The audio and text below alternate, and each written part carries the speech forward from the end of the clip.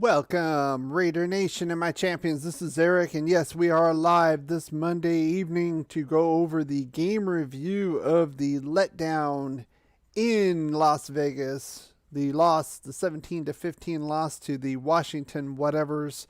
I kind of went over the game. I watched the game just like you did, went over the stats, went over some pertinent points, I think, as to the reasons why we lost. And we're going to go over those tonight. And I want to say hello. First, Sandy B just popped up there. Hello, how you doing? Appreciate you coming on in. We're going to be going through our game review here very shortly. Hey, Dominique, how you doing? Welcome in. And I'm going to be giving my grades as I normally do to the keys to this game, and as well as the offense and defense, and have a little bit of news for you guys regarding the programming coming up in the next week. A little bit of changes going on for next week. So let's get right to this. So the first thing I want to do is talk about is what I call the rundown. Anybody in here who's in here live who hasn't seen this program before, or those who are watching it after the live broadcast, we go over what I call the rundown. And that's basically what we have here, our categories here of what we want to talk about for a given live stream. Now, obviously, we're going to talk about the keys to the game, a little bit about the plans, but the first thing I want to talk about is the Would You Rather poll. And as always, again, we go over our Q&A session with you guys in the chat, answer your questions. We have some dialogue about what I just presented. So let's get right to this as far as the Would You Rather poll. I put this out right after the game.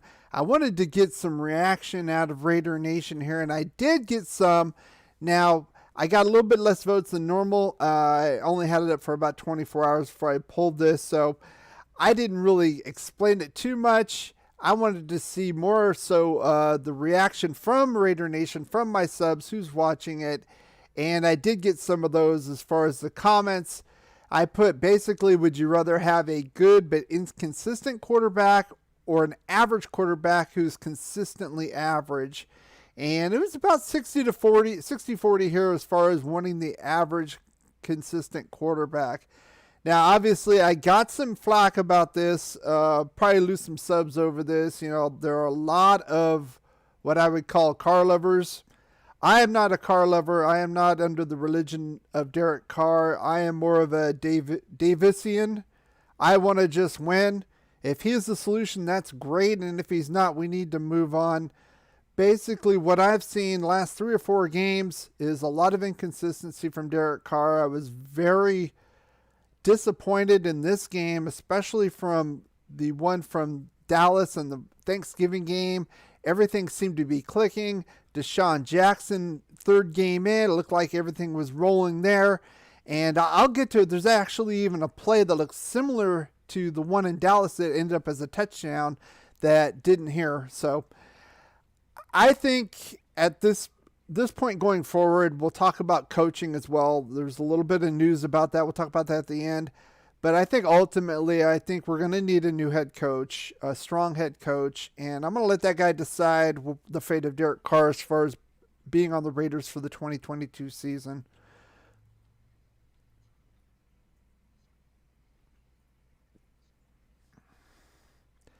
Now, as far as the defensive side, I always start there, but I got to start with the news here. Well, we'll never mind. We'll start with that on the offensive side. But on the defensive side, my first key to the game was what I called this Bermuda Triangle here between Hankins, Perryman, and Abrams stopping the run. And as far as their grade goes, I'm going to give it a C. Now, they did end up getting 112 rushing yards, but it was on 30 carries. That's less than 4 yards per carry. Like I said, it's kind of a mixed bag for me. I think a lot of this is more so that Washington was dictating the overall game. They had the lead for most of the game, which was kind of shocking to me, to be honest with you, given the state of their defense, especially on the passing side. And I thought that we would get up to an early lead, and then that way they couldn't lean on that good running game they have. That's much better than their passing game. Heineke was efficient, but not deadly, to be honest with you. A lot of short passes, and then a couple times he tried to go deep. They look like a couple ducks because, again, he doesn't have the arm strength. I talked about that during the preview. But overall, I think the run defense, I'm going to give it a C. And then my second key to the game, I was a little concerned about Terry McLaurin. That didn't really pan out. I'm going to give this a B- as far as our corners go. They did give up, they only give up 196 total yards in passing, but over half of that was to Thomas and the running backs. McLaurin was not really a factor in the game overall, and I think they did pretty well there. I think the defense overall, I'm going to give them a C. It's kind of a mixed bag. I think we were good enough on the defensive side of the ball to win this game. They only gave up a little bit over 300 total yards, 17 total points. But on the other side of the coin, again, we're not getting that pass rush. We only had 1 sack and 5 QB hits, just like we did against Dallas. And we allowed 7 of 13 for Washington as far as third down conversions. That is unacceptable. It's over 50%. We can't have that. And then some of the things I wanted to talk about as far as the defensive side. I mean, we got Hayward here. He bobbled it, but thank goodness Nate Hobbs got that interception. Then we had the other one, Trayvon Merrick, probably should have had and probably ran back for 6. That didn't happen. We need to teach these guys in the secondary how to catch the ball, apparently. They have very few interceptions this year as it is, and there's just a lot of bobbles there. And then I got to talk about this nonsense right here. This roughing the passer call on Max Crosby. He had just thrown the ball here. As you can see, wrapped up. His head was down, no helmet to helmet, didn't go low to him. He did drive him down to the ground, but I mean, I've seen much worse, and that was a bang-bang type of play. Absolutely ridiculous with the calls, and I would say that call was terrible, and then the other call we'll talk about here afterwards on the offensive side, and you'll probably know the call I'm talking about, but we'll get to that first. But if you are enjoying this, give it a thumbs up, subscribe, hit the like button, all that stuff. And when you hit the bell, hit it to all. That way you get notifications of all my live streams. Now, I did say for the next week, I'm going to have to change the programming a little bit. So here we are on the 6th. I'm not going to be available this weekend. I got some other priorities going on. I will be putting out a game review sometime midweek for the Chiefs game. I will not be, unfortunately, not be able to go live on the live stream at halftime, but I will go live on Monday the next day at 6 o'clock, just like I'm doing here this week. And then after that, we'll follow our normal cadence. I'll probably go live here for a game preview right before the Browns game. They moved that up from Sunday to Saturday, and then do our halftime live streams as normal. So let's get right on to the offense. Yeah.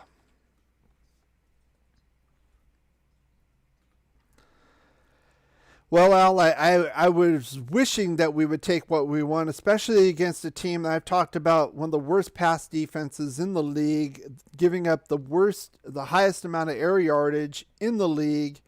And like I said, my first thing I want to talk about is Kenyon Drake. Obviously, he got rolled up on. If you saw the game in the second quarter, he's broken his ankle. He will be out for the year, unfortunately. So as far as the offense goes, it's all going to start with Carr, and I think he's going to be my first key from now on, like forever, at least for the rest of the season, because it's all running through him. And frankly, he's been totally inconsistent. I give him a D-. Some people could give him an F. I don't think it was that bad. He did get 28 of 38, but it was only for 249 yards, no touchdowns. And we had a hard time moving the ball, a lot of dump off passes, a lot of nonsense plays. Now, part of that I know is on the coaching and the play calling with Olsen, but part of it's with Carr as well. Did not have the best game. And, frankly, he's the quarterback. He is the face not only of the offense, but of the franchise itself. And this inconsistency seems to be flowing down to a lot of the other players, to be honest with you. We need more out of him. I feel he's kind of like a Jekyll and Hyde here. There's the Jekyll part is like his aggressiveness, when he's staying in the pocket, taking the hits, going mid to deep. you see some of that, and then or running for a first down. You see those down the sidelines, getting as much as he can get. And then the hide part is like this antsy type of car where he's got these happy feet. He's afraid of the rush. He's throwing the ball a little too quickly, a little too hard, especially on screens and dump offs. You saw that in the game as well. He needs to get it together. I don't know what else to say. We'll talk about this, the coaching in just a bit, but the second key to the game I had was obviously we should have taken advantage of this terrible pass defense here of Washington's, and we just did not do it, unfortunately. And as far as the grade goes for Zay and Deshaun, that's why I kind of put them together as our deep threat. I got to give it an incomplete. And now they only had a total of 4 catches for 35 yards combined, but that was not all their fault. I can't really fault them. If you look, this is one play I screenshotted. Now, this was after the play was kind of whistled down, but before. This was a play where it looked like the same type of pass route that Deshaun ran during Dallas, that little over the middle slant or crossing route, rather. And he was wide open, and then he got the ball and then ran it in for a touchdown. He basically did the rest of the work. That probably should have happened here in this situation, but Carr did not see him. He was wide open. Nobody was around him. Even at the end of the play, there's nobody, 10 yards away from him. Absolute ridiculousness. That was not the only play that happened. So I can't really fault them as players. It's more so on Carr. So obviously I'm going to have to, and then this other play with Zay Jones. Now, it did get to him. He probably should have caught this pass at the end. But come on, guys. This is absolutely... How is this not being called? And I've watched this replay a number of times today. There was a back judge here out of camera frame right here. So you know he saw this nonsense. How is that not interference? You could say, well, defensive holding, but the ball was in the air, so it should have been interference. I'm saying if this was Tyreek Hill right here, and this was Hayward or Faison doing the same crap, there would be flags all over the field, and you know it. This is absolute nonsense. This guy, it's not just hand checking here. He was beat on the play. You could tell. That's why he's grabbing him from the back. It's not fighting for the ball and looking up. It's absolutely ridiculous, and it's nonsense. But overall, I mean, that's one play. And frankly, we shouldn't have let this game get to that near the end of the game. I think it was the second to last play before the Hail Mary. We shouldn't let the game get to that on the offensive side. So I've got nothing else to say but to give them an F. I mean, come on. We only scored 15 points. We didn't get a touchdown in the game till almost 50 minutes into the game, the fourth quarter. We only had 3 points in the first half. We were 2 of 8 on third down conversions. Absolute nonsense. We got 76 yards rushing on only 16 carries. That's true, but that wasn't the game plan. How could that be the game plan? It was all these little dump off passes that really went nowhere. And one of the plays that I noticed, and I took a screenshot of it, and I call it the epitome of stupidity. And it's this play right here. Now, we were 3rd and 5 at the time, and Washington and the whole world knew what we were going to do. This little screen pass didn't get the first down. Absolute nonsense. And it's kind of funny because it's kind of a microcosm of this offense, too. If you look at the line, we got Colton Miller here blocking. Moreau chipped and let that guy go on the backside because it was a screen. We got the guard, Simpson and James going up to block. Thank goodness we didn't get an illegal man downfield. That looks a little bit heavy because you could see the ball just coming out. And then we have our two stooges here. Thanks Mike Mayock. Here's Leatherwood on his belly, nothing. And then here's Brandon Parker. I don't know is he doing a sit up? What the hell is he doing here? Completely useless. The right side of the line is trash. And I know that's part of the reason why we're having problems. I know a lot of people, these apologists for Alex Leatherwood and all this. He's playing better at guard.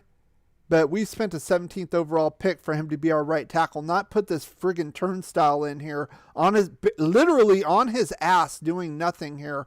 Now, remember, this is a screenplay here. So this is a kind of a boom, boom type of a play. A couple seconds starting on his ass doing nothing. How's that possible? I mean, it goes back to the personnel. It goes back to the coaching. This is a stupid play to call.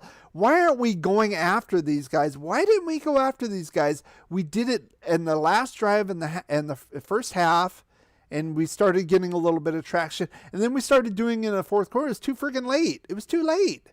You know, Olsen, get your head out of your ass. Carr, get your head out of your ass.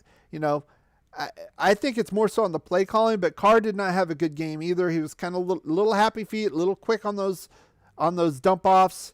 Like I said, you saw some flashes, but got to get more consistent here.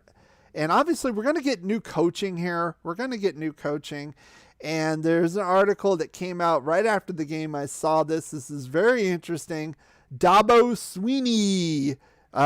You could call him our pipeline to recruitment pipeline in Clemson, I guess, the head coach. He ended up going to the game, not only going to the game, being in Raider gear on the field, going to the game. And then our wonderful team is tweeting this stuff. And okay, if we're going to hire him, okay, fine. I'll reserve judgment till I actually see him coaching in the NFL, because he's done pretty well in college ranks, obviously. But from an organizational standpoint, what the hell are you doing? You know, there's like the Rooney Rule and all that, where you have to, interview so many players of color. I mean, not to say I agree or disagree with that rule, but it's an NFL rule. We got a little heat for it with Gruden because it looked like we just signed him right off the bat. And here we go doing this shit again because we have a Tommy Boy owner who doesn't know what the hell he's doing, and we're putting it on our official Twitter. What are we doing here, guys?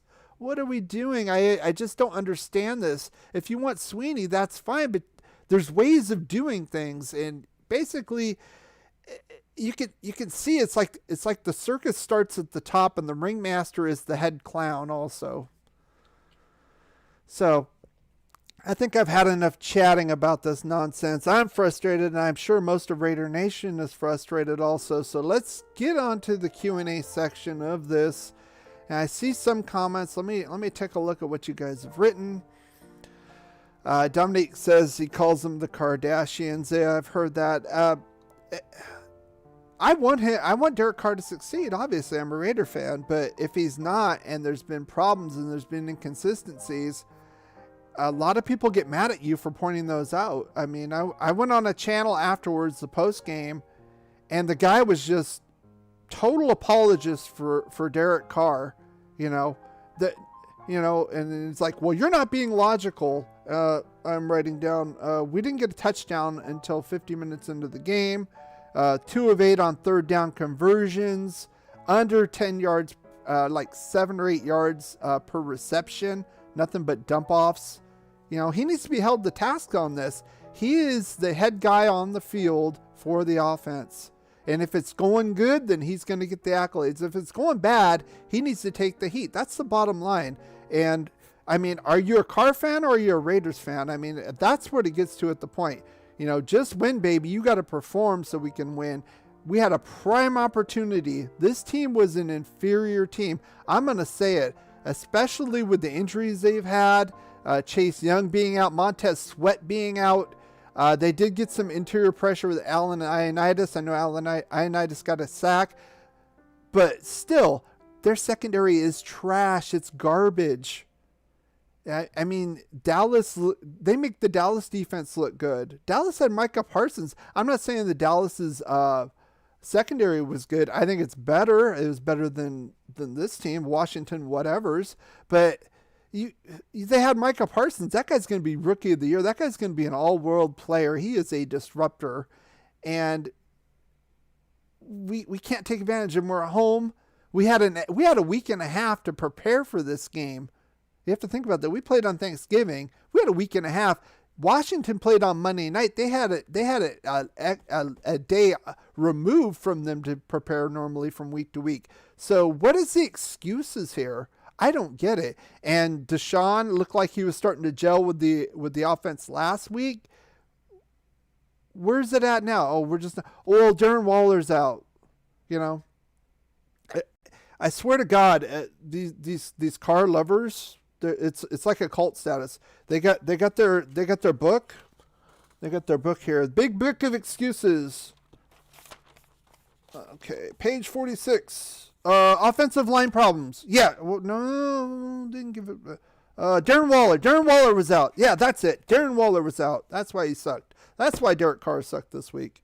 That's why he wasn't throwing it down to a wide open Deshaun Jackson, because Darren Waller was out. Okay. It's always something, so you're telling me Derek Carr has to have a perfect offensive line, has to have Pro Bowl receivers, Pro Bowl tight end, Pro Bowl everything to have us have a chance to win. And these guys, I swear to God, these guys, this one guy, I'm not even going to call his name out, It was comical. I even wrote in there, it's comical. He was blaming the defense for this loss because they let up a field goal late. They gave up 17 points. I had to point out, you want logic? The league average is 23 points per game. The average defense gives up 23 points a game. They were less. And they usually give up 25 to 27 points a game. They gave up 17. And you're complaining about that? Instead of complaining about the offense not doing jack shit for most of the game against an inferior, especially the pass. Their run defense is okay. It's pretty good. But their pass defense is trash, and they really have lost their pass rushers. So, again, I'm not seeing this. And Renfro was owning their best corner out there, Fuller, when he was playing. So it's like enough. Call it what it is. If you don't like it, then you can unsub. I know some people have left. Oh well. Boo-hoo. Let me give you my tissue. Go to those other channels and go love Carr, okay? Yo, go love Carr. I'm going to tell it the truth. If he's doing great, I'm going to praise that guy. If he's doing shitty, I'm not going to praise him. I'm going to call it like it is. It is what it is.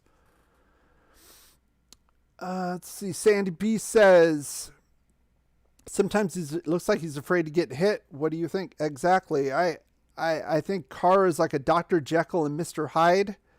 There's times where he looks brave and he's in the pocket and he's taking the shots and he's going to run out and he's going to get that first down. He's going to hurdle people. We've seen that now. And I don't know if he has small hands or what's going on. He tends to fumble even out of bounds. I would hope he could wear a glove on his left hand, his non-throwing hand, to help out with that. But there's times where he does that and it's like, yes, that's what we need. We need that kind of juice, And then there's times where, oh no, somebody's coming. Oh no, somebody's coming. And if somebody calls him out on that, people freak. They go to the stats. Well, he has the most passing yards in the league. Yeah, and we're 6-6.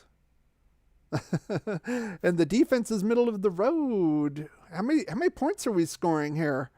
Oh yeah, we don't want to talk about that. Oh yeah. Pulling jerseys, bad reffing as usual.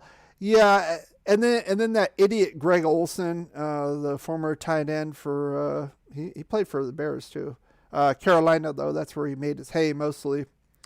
He was saying, well, I like it when they let him play. And no, motherfucker, there are rules for a reason, and that was blatant. You have a speedster burning a guy. He's in front of him, going away. They weren't hand checking next to each other. Like that happens all the time. I could see that. He was in front of him. He was pulling he's pulling the back near his ass. He wasn't next to him. Don't give me that bullshit, Olsen. No.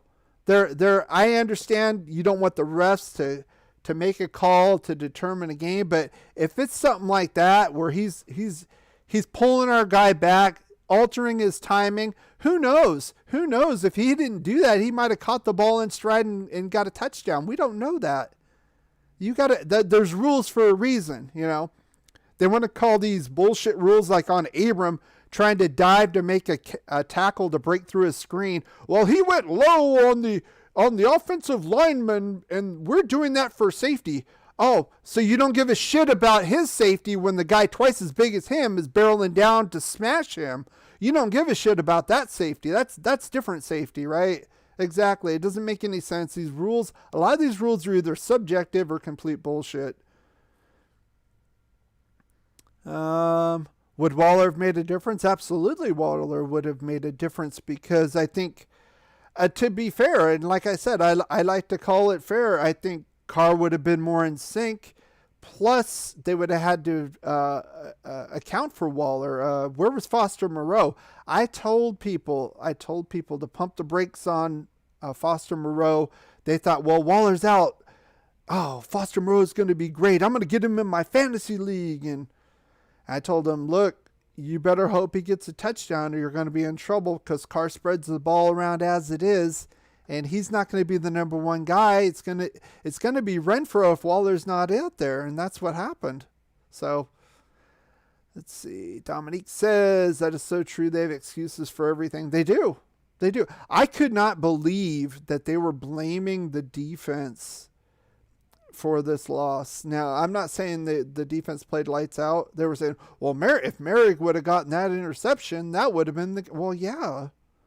And if Carr would have thrown it more than 5 feet, maybe we would have gotten more than one touchdown in the game. How about that? You know? Hey, Aussie Raider, how you doing? Aussie Raider, Aaron in the house. He says, there's no fucking way that loss was on the defense. Absolutely not. And you have to keep in mind, this defense was complete and utter trash. And I talked about it in the offseason. It was complete garbage. Paul Guenther, and I said it, and you can go look back in my videos where I analyze it year by year. The defense was worse when Guenther was fired, after Guenther was gone, than it was when he came in. He left a bigger mess than he did when he came into this team. So, you know, you got to give, a lot of people are like hate on Gus Bradley. I mean, I'm not saying this defense is great, but we've went from like complete shit to kind of okay. So that is, right now, that's improvement. I mean, how many holes can you fill? It's like Swiss cheese offense or defense, you know. Corner was bad. Damon Arnett was doing his thing. So he, you know, we get Casey Hayward, his guy plug in. Middle linebacker, nothing was there. So we grabbed Perryman off the scrap heap, and I think he's still leading the league in tackles. If not, he's up there in the top 2 or 3. If he's not, I'd have to look again. We got Yannick Ngakoue. We had absolutely no pass rush. We had, like 20 sacks last year, and we're on pace to probably nearly double that. I mean, Rome's not going to be built in a day, but I can see the improvements on the defense. And it just seems like, well, if the defense plays well, the offense kind of lets off the gas. And it's like, you should see a great defense holding out, and that should drive you. Yes, look what this defense is doing for us now. Let's redouble our efforts to try to get down there and score. It's just like, it's a joke. What's up, Aussie Raider? Let's see. Sandy B says, look at the number of penalties, Washington versus the Raiders. So hang on a second.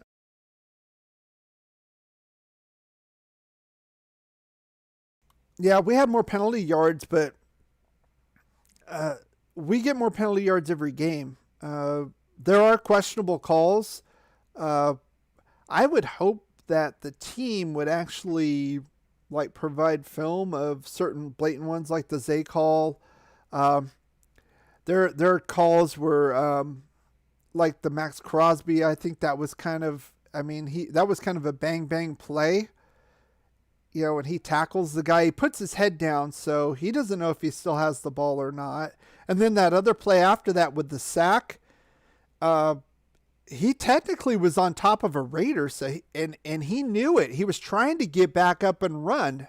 Heineke, he was trying to get back up and run, and then we pushed him to the ground, and then that little scrum happened. And like I said, about 10 seconds after that, I think it was Eric Flowers. I'm pretty sure it was Eric Flowers. He's a piece of shit. He went and pushed one of our guys straight down. No call, no flag, no nothing. Hey, it's okay. Now, if a Raider does that 1 second too late, boom, Yannick Ngakoue the week before, boom, penalty. It's bullshit. But the problem is we don't have an Al Davis as an owner. We have a little pansy who would prefer to go to Hooters and is not really a football guy. He's only here, like I said, I call him Tommy Boy, like the movie, because he came out of the right you-know-what. He has no football knowledge. He doesn't have a clue of anything. And, like I said, I said this before, guys. I remember the good old days. I remember the real Raiders. This isn't the real Raiders. We weren't happy. This team was happy at 5-4. We're saying, well, we're still 5.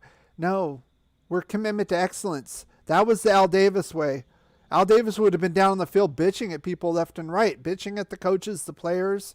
We don't have that. We have a guy up there who can't even get his own haircut right.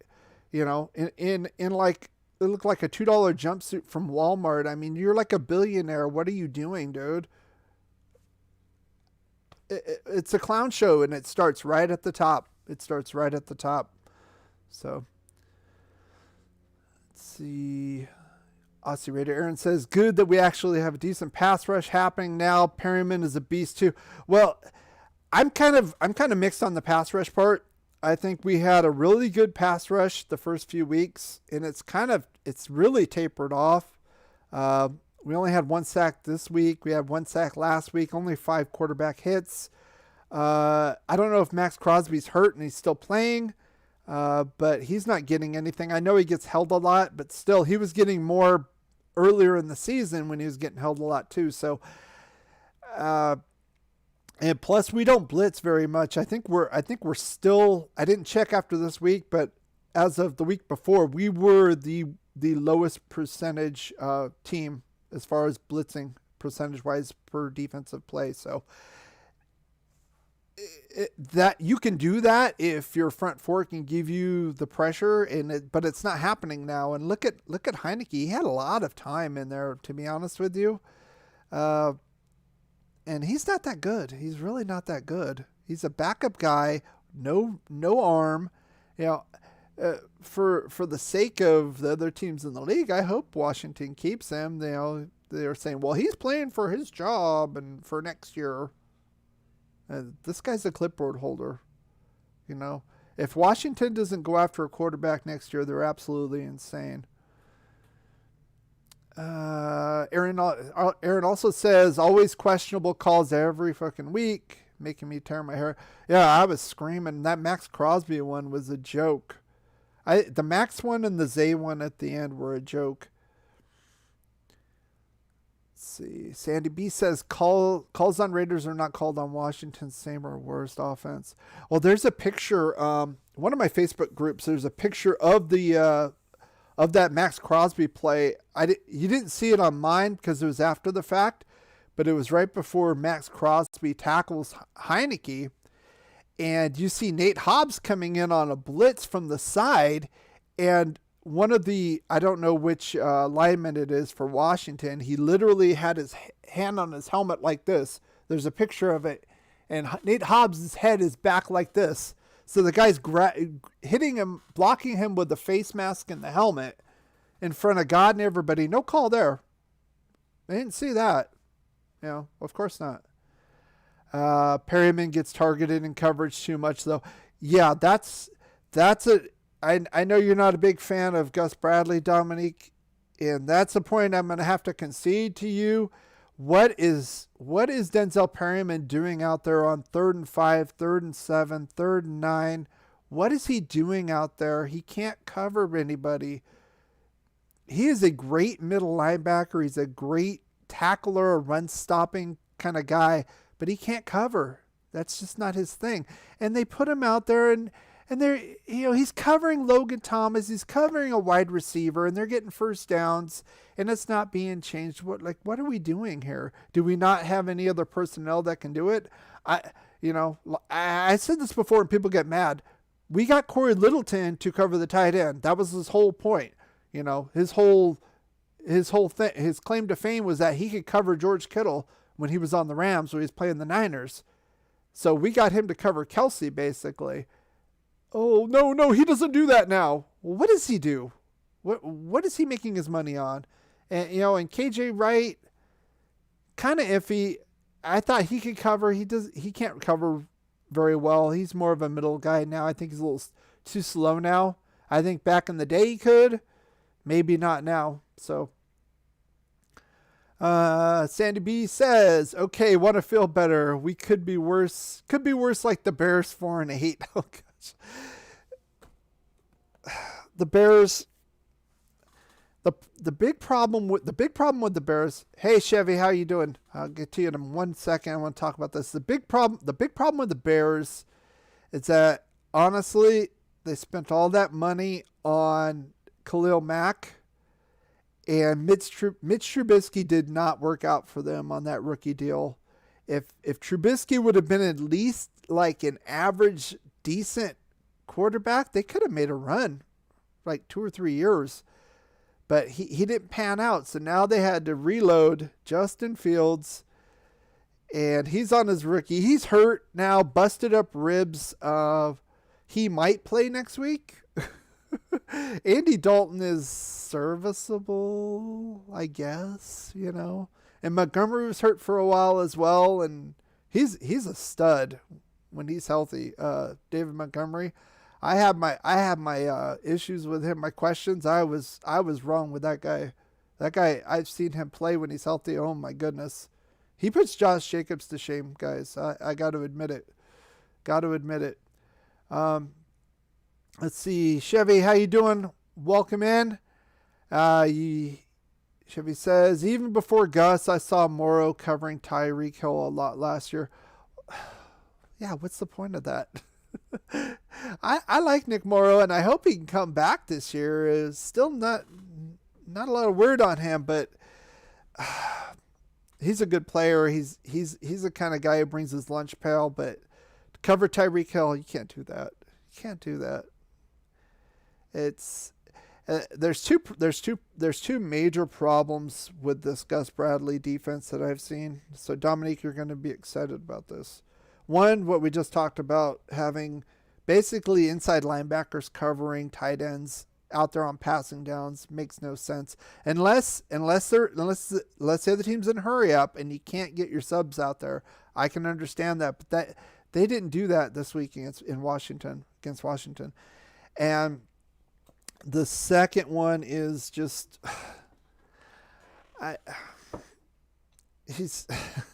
what? Hang on. I want to read this. Dominic said, did you see that one screenplay versus Washington? That was my second point, Rand, and closest defender with him was Hankins. That was my second problem with this defense. We leave players wide open. Gibson, wide open on the touchdown. I keep saying this every week, and I say it as a joke, but maybe I should actually email the Raiders and let them know, hey, you do know running backs are eligible to catch passes in the flat, right?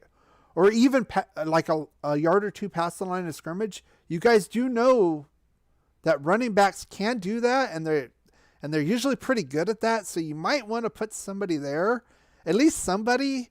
I mean, you know, even a Perryman, somebody.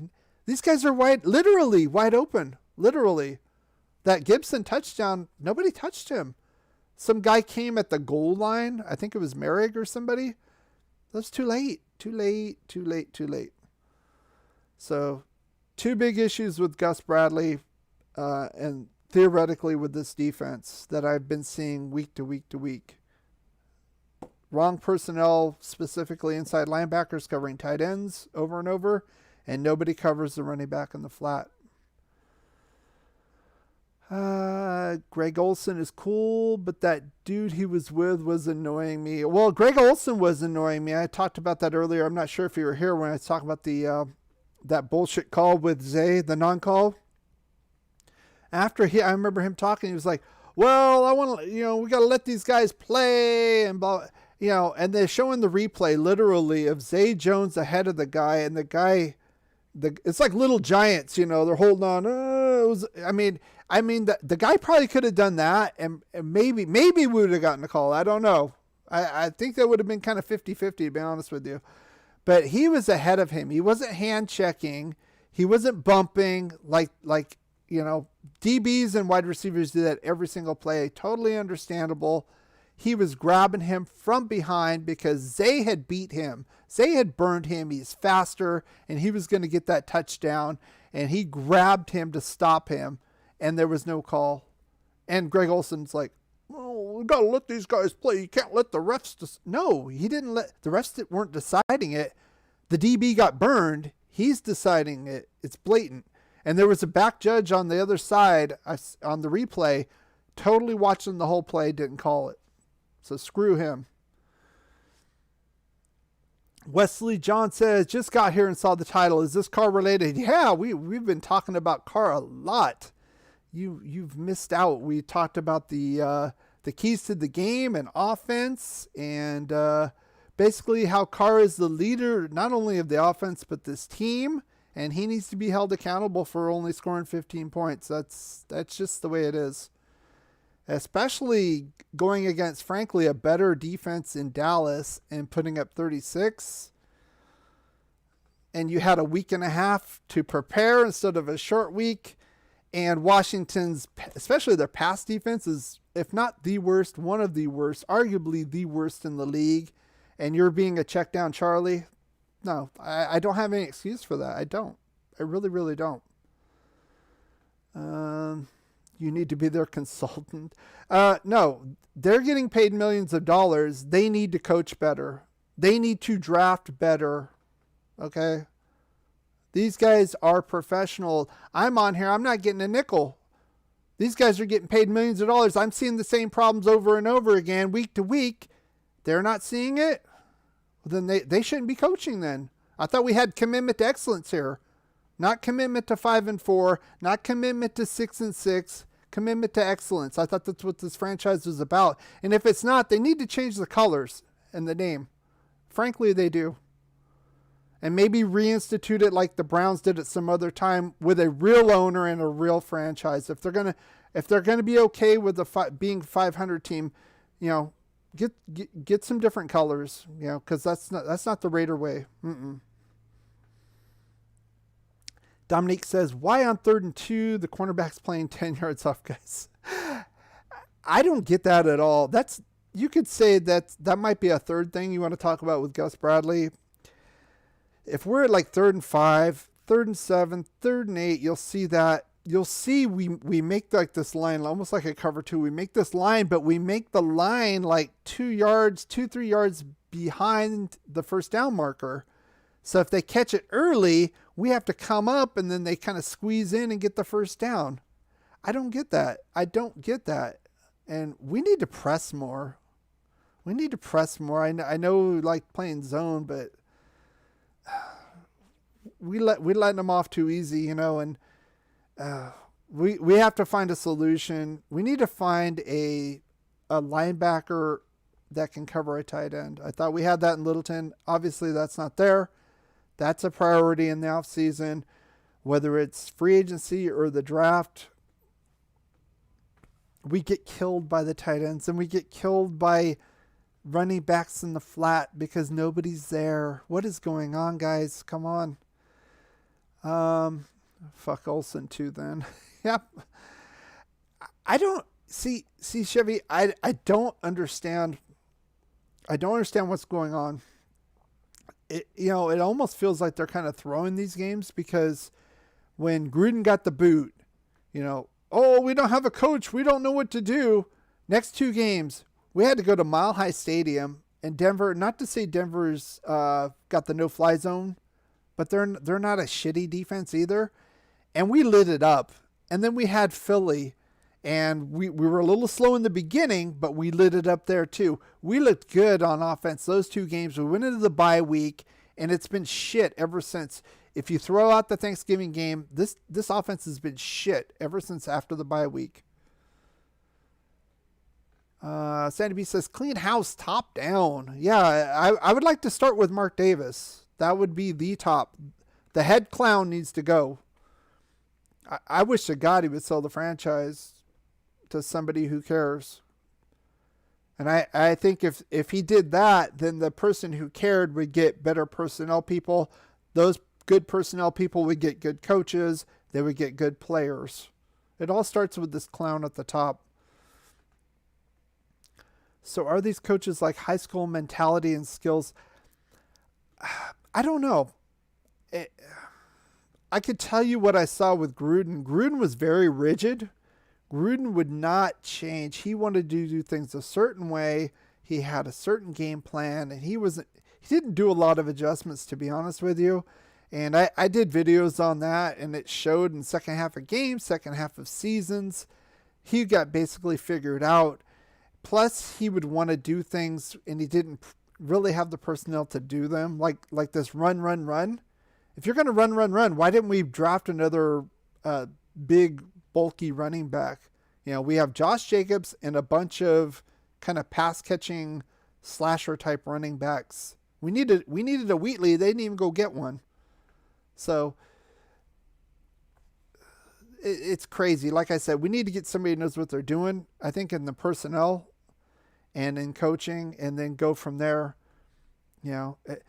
What really pissed me off with Gruden, to be honest with you, is right before he got fired. I think it was right after the Chicago game.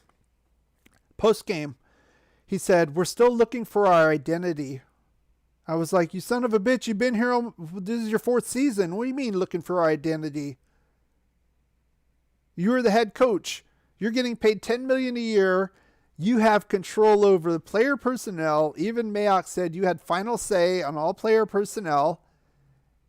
You don't know what your identity is. You didn't have an identity, and you didn't get the players to fit that identity in 3+ years. I'm telling you, it was a silver lining. People get mad at me when I say that too. There's a lot of not just car lovers, but Gruden lovers. He was not cutting it. He was getting out coached week in and week out. It is what it is. And I still stand by this. I don't think we ever would have won a Super Bowl with John Gruden as head coach. It wouldn't have happened. At least in maybe the first time when we got screwed over in the Tuck rule. Yeah, but this tenure, wouldn't have happened. Wesley John says, Carr is constantly the best player on the team. I can't understand why so-called content creators use this stupidity for clickbait BS. Carr doesn't design the game plan. Carr doesn't get to pick the plays. Yes, he does. He gets to audibilize the plays. He gets to check down when he wants to check down and be a check down Charlie if he wants to be. He gets to overlook Deshaun wide open on the field, not just once. Yes, he does. It's not all Carr's fault, but he is the man. He's the quarterback of the offense. He can audibilize and change the plays at will, and he did that often. He did that with Gruden even.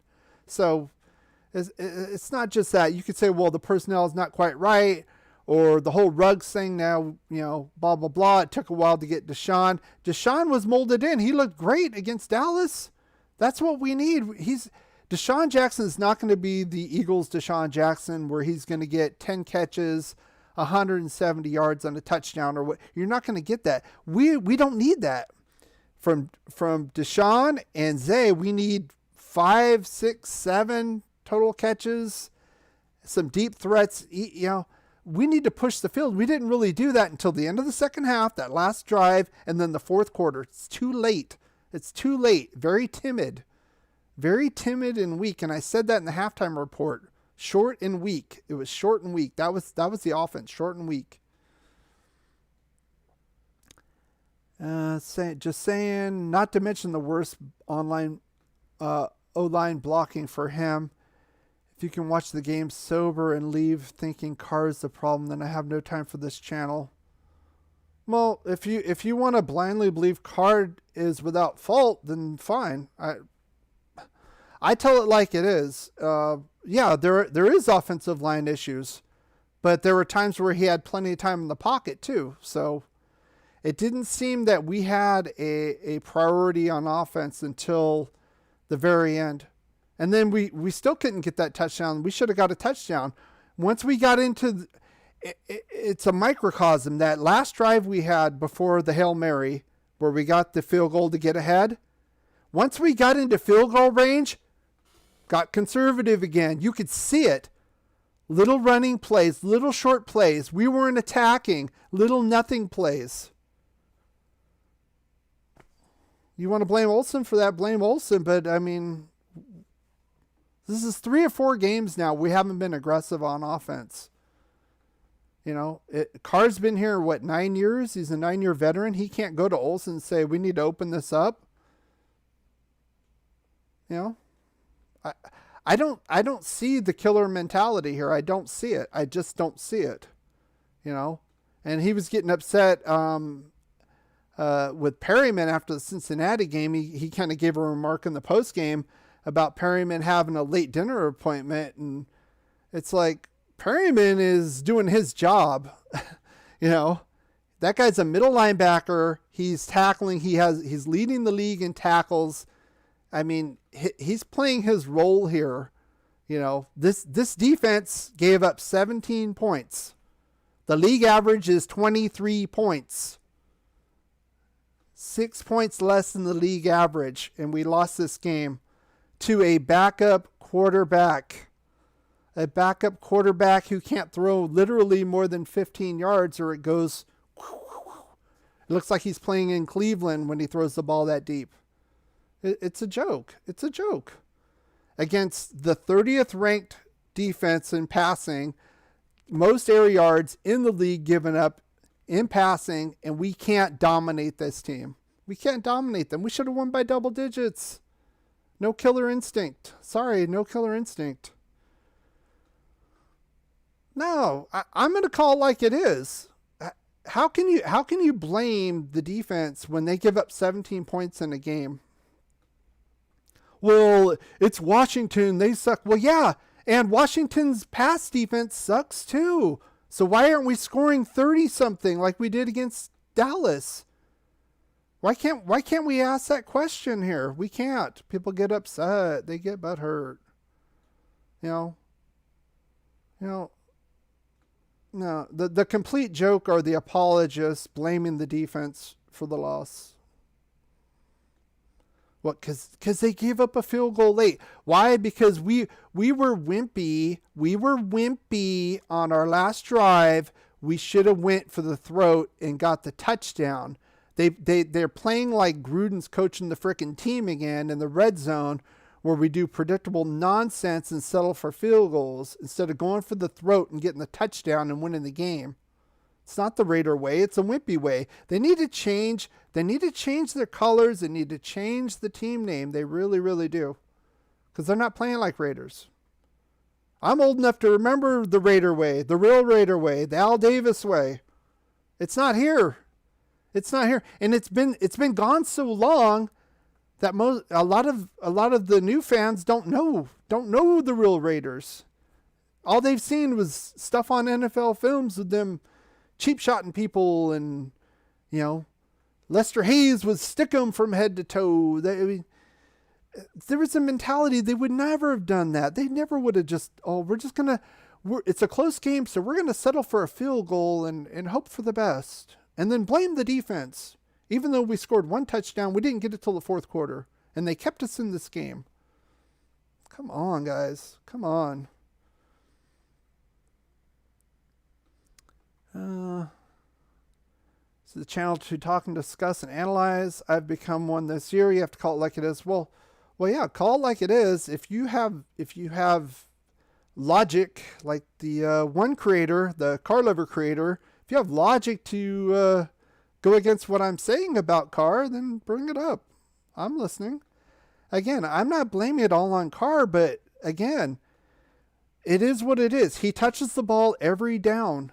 He is the quarterback of this team. He is the field general, literally.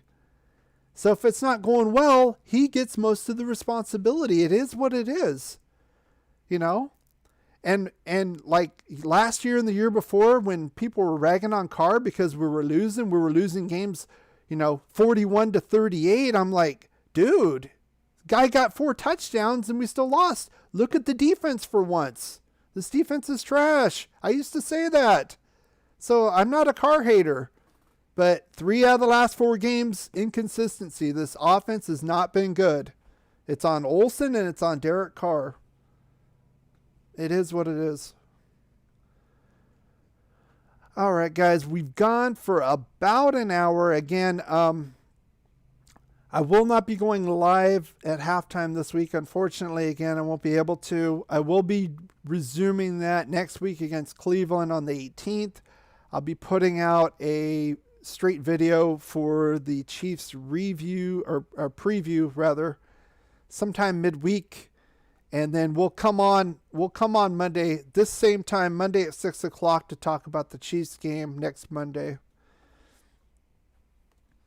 Okay, it looks like we've talked about everything we either want to talk about, or I've scared all the Carr fans away. I'm sure you won't be missing anything. I'm sure this game will get ugly. Shake my head, Dominique says. You know what, Dominique? It could go either way. With this team, the offense could look really good and make a game out of it, or they could lay an egg 41-14 like they did the first time they played them on Sunday night. I don't know how you can predict what this team's really going to do. I mean, the league in general has been really they've been saying chaotic, and I agree. A lot of the teams lose some weeks and win other weeks, and you're like scratching your head. But I think the Raiders may be the most chaotic team, and a lot of things have happened. I understand it. You lose your head coach to some weird scandal. Henry Ruggs kills somebody acting like a complete idiot. You lose, you got that off the field, and then on the field you lose the threat. It's just Damon Arnett, pointing guns on social media, being stupid. And they get rid of him. A lot of injuries this year, It's been tough. It's been a tough year. But you just, the Raider way, you just keep going. Next man up. You don't fold the tent. And a lot of the players just seems that they folded the tent up on this year. Hate to say it, but prove me wrong. Derek Carr, you win, 40-37 against the Chiefs next week. Next Monday, I'll come out here. I'll do a whole show on Derek Carr. I'll have little pictures. All the Carr lovers will want to come here and say I was clickbaity with my thumbnails and all. It wasn't clickbaity. If you looked at my thumbnail, it's Lucy and the football. If you've watched the Peanuts, Lucy's saying, "Okay, come on, kick the field goal. Come on, kick it," and she pulls the ball away at the last minute. That's how I feel as a fan of this team. I'm seeing how we did against Dallas, and oh yeah, we're gonna go. Rip, pulled the ball away, and that's Raider Nation flying up, landing on their ass. It's not Charlie Brown. So it is what it is. You score 15 points, you can't win games. I mean, unless you're like the 2000 Baltimore Ravens, you're not gonna win scoring 15 points a game. It's a joke. So again, I'll come on next Monday. That'll be on my next live. Docs. Docs, I like Docs. Docs is pretty cool. He kind of tells it like it is too. And he'll, with him, he'll admit when he's wrong about things too. So, he's a cool guy. I would collab with him if he wants to. I think I need to get a little bit bigger for him to want to collab with me, but that would be cool. Like I said, most of the Raider creators I don't have an issue with. There's a few out there. I'm not going to name names. Honestly, they're just biased. They're just so biased. I mean, you got to call it like it is. You got to call it like it is. And like I said, if Carr comes out this weekend, scores, if he puts up 4 touchdowns, and even if they lose like 41-38, I will come out here and ring the bell for Derek Carr and say how great of a game he had. I'll do it. It is what it is. So, Graphic Raider. The views expressed. Oh yeah, he's funny. I like him. So, all right, I'm gonna close this one out. We've been going on for about an hour. I think I've talked enough. You guys have put your inputs. I know I probably lost another sub. Oh well, it is what it is. I'm not worried about it. So again, thank you guys for coming out. I do appreciate that. And look for my game review or preview. I keep saying review. The preview for the Chiefs game probably the next couple days. Unfortunately, again, I'm not going to be able to wait until Friday to get the final injury report. So I'm going to have to kind of go on the fly. And then I will be back here next Monday to talk about this game with the Chiefs. And hopefully we have a better report than we did last time. Thanks again. As always, go Raiders. Ask you something. With all the distractions that you have off the field, how are you able to keep focused on winning football games as you do and do throughout the years? When you have great coaches, then after you have great coaches, you get great players. You have a great organization, and you tell them one thing: just win, baby.